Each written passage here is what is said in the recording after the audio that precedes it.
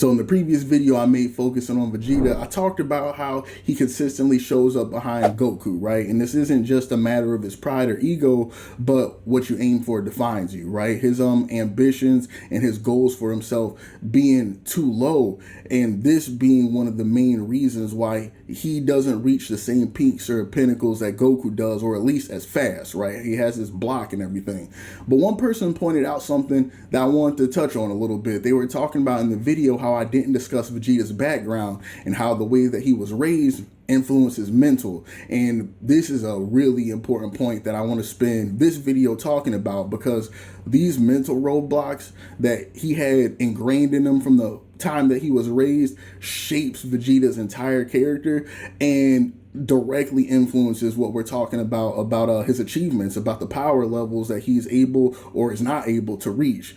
So we got to remember that Vegeta's of royal blood, bro. That man is a prince, and this is significant because think about what this means in his society, right? I'm raised royal. I'm conditioned to see people as either above me or below me, and this is a huge part of his character all the way up until really like the end of the series. But that whole fight in the wasteland with Goku was that was the tail of the tape, right? It was this man who was aristocracy, this dude who thought he was above anybody else because of his royal blood. He was born elite, versus this cast out dog, right? Like this hick, this hobo who wasn't even good enough to remain on their home planet and had to be carted off to some backwater swamp to try to take that over because that's all he was going to be good for. And that boxing match being the thing that completely shattered his mental, because he was overcome by this backwater reject, and that influences his entire perspective. But that conditioning is so significant, right? With him being taught so early on that there are people worse than you and people better than you, that gets ingrained in this man's genetic code to such a large degree. We got to examine how this would influence his thinking, right? Where if he's taught that there are people below you, what does that mean? That means there's nothing to be learned from them. They're losers. They're cast outs. They are a waste of time. And somebody of your lineage, of your genetics, would be doing yourself a disservice to even give them the time of day, right? To give them a moment of your time, versus there being people that are potentially better or stronger than you. I think about like those tales of the legendary Super Saiyan. And of course, when you're like the king or the prince in a society, there's going to be very little people necessarily above you, but this point still stands, right? This way of seeing the world as like high or low, more than, less than, is such a stark difference between the way Goku sees the world, right? He's notorious for getting in trouble because he doesn't address people the way that others think they should be addressed, right? He is constantly committing these social faux pas, we'll call them, right? Where he'll walk into a room and he'll be talking to the God of gods, right? Like this man, like we're talking about the creator of all things, and he'll be like, yo, what's good? Like that's the way Goku's built. And this isn't just about him not having manners, but this is reflective of the way that Goku sees the world, right? He does not believe in hierarchies or tiers. He will treat everybody the same. And because he doesn't have these mental roadblocks of more than, less than, he's willing to learn from everyone and everything. He meets every situation with this sense of curiosity.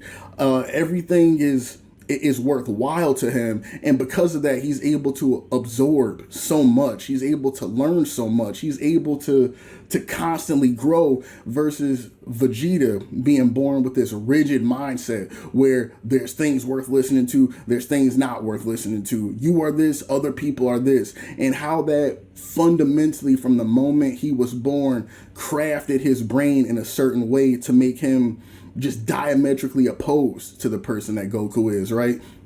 And continuing on, being held back by Saiyan culture, like from his earliest points in his life, power level is a focus. There's like a caste system in the way Saiyans work, right? Where you have elite, I'm sure you have like your mid-tier NPC Saiyans, and then you got the low tier. And when you're born in a society like that, there's this feeling of you cannot change. You are just born into this world with whatever cards you end up getting dealt, and this is how it is. If you happen to be lucky enough, you won the genetic lottery and you were born royal, there you go. You got your power level, you're going to be sitting good in society. But if you're low level, going back to Goku, that conversation in the wasteland is so important because it shows you so much about Vegeta's mental. He tells Goku that I'm about to give you an ass whooping that no amount of training can overcome, right? He's telling him that, like, I don't give a crap what your experiences were. I don't care how far you think you've developed. There are certain things in this life certain barriers that cannot be crossed by virtue of enough hard work. And Goku winning that philosophical battle, right, with Vegeta starts his character arc, his journey towards character growth. We can see the groundwork being laid for these mental barriers that Vegeta is going to be fighting for his whole life to overcome. I think about how he was taught fear from Frieza from the earliest points of his life, where he's like royalty, but he's subjugated at the same time. And trauma being a significant part of Vegeta's life, where, like, saying culture doesn't see it as this, but from their earliest points, they got these kids out here catching bodies and stuff. And you can say that they're born from it, but their environment is wild, man. But then you take into account the Frieza dynamic, and it adds this whole other level of powerlessness. So that's such an important thing when we're talking about ending up traumatized or not, right? When you don't have the ability to either run or fight back, your body has this natural defense system, right? It's your fight or flight response. If I don't have the ability to run from Frieza, and I sure as hell can't fight him, I end up in this space where I'm powerless. And dude, being powerless and what that does to your mental, that's the quickest thing that can break somebody. And especially when you're talking about somebody as proud and of royal blood as Vegeta, Frieza's presence in his life cannot be understated, bro. Frieza messed with his mental crazy. I think that this is such a large part of this ego and this narcissism that we see from Vegeta. I'm a firm believer that narcissism isn't about an overabundance of ego. It's not about an overabundance of pride. I was chopping this up with a homie in the comments in the previous video. When you see somebody that's narcissistic or has an overinflated ego, that tends to come from the fact that this person is fundamentally empty or feels broken in some way. It's an overcompensation technique, right? When somebody is truly confident or they're truly well adjusted, then there's no need to put on these airs, right? There's no need to be boisterous. There's no need to be arrogant. There's no need for me to come into a room and tell you I'm the Prince of all Saiyans, right? Like, you're gonna know my dignity by my presence in the way I show up. When I walk into a room, you're gonna feel that about me. I don't have to put that on. I don't have anything to prove. But when you're talking about somebody that's narcissistic, and narcissism tends to be coupled with trauma, right? Like, it's actually pretty rare to see somebody with a genuine clinical narcissistic disorder that hasn't had trauma in some way. And Vegeta has had trauma, brother. Frieza, his entire culture, all of that, I feel like, has created the monster that Vegeta is. It's because of that sense of powerlessness that he's had to deal with due to the Frieza force. He's had to figure out a way to mentally compensate in some way. So he's had to craft this character that is beyond reproach, right? Where, like, don't touch me, don't talk to me, I don't want to see you looking at me any type of way. He's had to develop this crazy defense mechanism. And you see this in real life, right? I want you guys to think about people that you might know from, like, your neighborhood, people that have been locked up for a while, excuse me. Like, these dudes craft this personality where they're untouchable. They have these this defense mechanism up all the time where they're always pissed, they're hyper aggressive. Any perceived slight is immediately met with being ready to throw hands. And some people might see that as strength, but it's the opposite, right? They have to be this kind of person because they feel so weak, inferior, or powerless on the inside that they have to do whatever it's going to take to protect themselves. That serves a protective function. And it's this exact same thing for Vegeta. He's consumed by this ego. He's consumed by this narcissism because it's his only way that he's been able to protect himself coming from such a powerless situation. And another point that I got to bring up, and this was brought up by the homie Shinji Duo in the comments, where this ego also leads him to training alone. It makes his training camps garbage, which is a really big deal, right?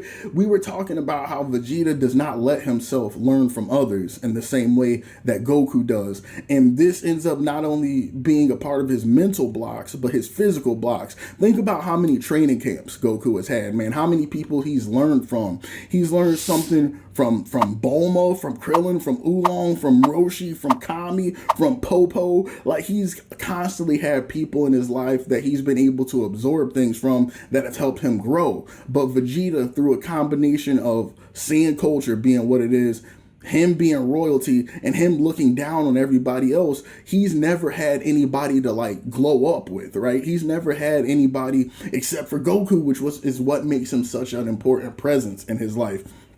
Before Goku, Vegeta low-key had nobody. Like, Nappa was a subordinate. Everybody he had ever interacted with were either these peons that were below him, or Frieza, who was like above, right? Who was just this force that he couldn't hope to overcome, and he had to bide his time before he could try to eventually, he hoped, right, to be powerful enough to do something about it. But he had never had anybody to help sharpen his sword, right? He had never had another presence in his life to help him grow and be better. Everything that he did was on his own, which, when you think about how far he's come, how strong he was, is actually insane when you think about him doing all of this on his lonely. But that ultimately ends up being one of his biggest weaknesses, right? Is that he doesn't take the opportunity to learn and grow from the people around him until so much later. I've talked in the past about that awful training camp that he had with his son. Bro, think about how far him and Trunks could have gotten in the hyperbolic time chamber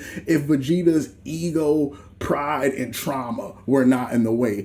Like, Trunks was that dude, low-key, coming from like having a son like Trunks. Him and Vegeta could have been sharpening their axes on one another and come out of that even crazier than they had before. But he had this mental roadblock. He was like, man, the drink ain't no real Saiyan, bro. He had this crazy ego, and he didn't want his son to one up him, and then Trunks knew all that, so it created this weird tension where he couldn't even grow in circumstances that it could have been completely ideal. Like, no distractions, but he did have a distraction, and it was his mental, bro. Going back, we're talking about how Vegeta was taught to not challenge the status quo. And this is going to seem off topic, but it's not. I don't know if y'all seen Hunter x Hunter, but there's Gon and Killua are like the two main characters, man. Gon being the little green guy in the booty shorts, and Killua being his Sasuke, right, with the white hair. And this dynamic is Hunter x Hunter has a moment that's beautiful that really kind of showcases this kind of dynamic, right, where Gon is like on Goku time, right? Where if he sees somebody mad strong, he just wants to throw hands. And Killua, for a really long time throughout the series, is actually stronger than Gon. Like, that dude's been through some crazy stuff because of his his assassin background and all of that. But when they get into fights with people that are like the truth, people that are a legitimate threat, something in Killua freezes up, and he can't step up to the plate in the same way that Gon can. He has this fight, flight, or freeze response, and he freezes, and Gon fights. And that, to me, it's so huge. It's indicative of exactly what we're talking about with this Goku and Vegeta thing. Killua was taught about hierarchy. He's taught that there are some people that you just don't mess with, only start a fight that you know you can win. And while that kept him alive and promoted his survival, it has always held him back to a degree, right? It's created this threshold, both physically and mentally, that he cannot move past, because he never allows himself to challenge his limits and grow in the same way that somebody that's low-key kind of reckless like Gon is, that doesn't have those same kind of hang-ups. And that's exactly what we've been talking about with Goku and Vegeta, right? If we're going back to the series, let's talk about like their different responses to Frieza, to Beerus, to Broly. Oh my god, it's completely like, bro, y'all remember how Broly had Vegeta? That man man was on his knees for 50 minutes. He was on his knees the whole movie's runtime, just saying some, He could not believe that Goku or any of them really were willing to step into the ring with this man Broly because of what he had been taught. There's a hierarchy. There are people that you mess with and there are people that you don't. And it wasn't even just like the power level surrounding Broly. It was the mental image that Vegeta had crafted of who Broly is. He's a legendary Super Saiyan. He's the GOAT. He's untouchable. He's the thing of legend. And he respects that, right? As disrespectful as Vegeta is, he is deeply respectful of hierarchy and tiers and that kind of thing. And it holds him back, dude. Goku does not give a damn about your tier list. He doesn't care where you put him. He doesn't care where you put the enemy. If he thinks that this person or this thing is interesting, he's gonna go after it and he's gonna try to box. And this is what allows him to constantly progress, constantly allow him to challenge himself and to constantly learn. And Vegeta did not have that, man. Going into, well, I'll start to close out here, right? But we see Vegeta finally begin to make progress and reach milestones when he stops staring at Goku's back.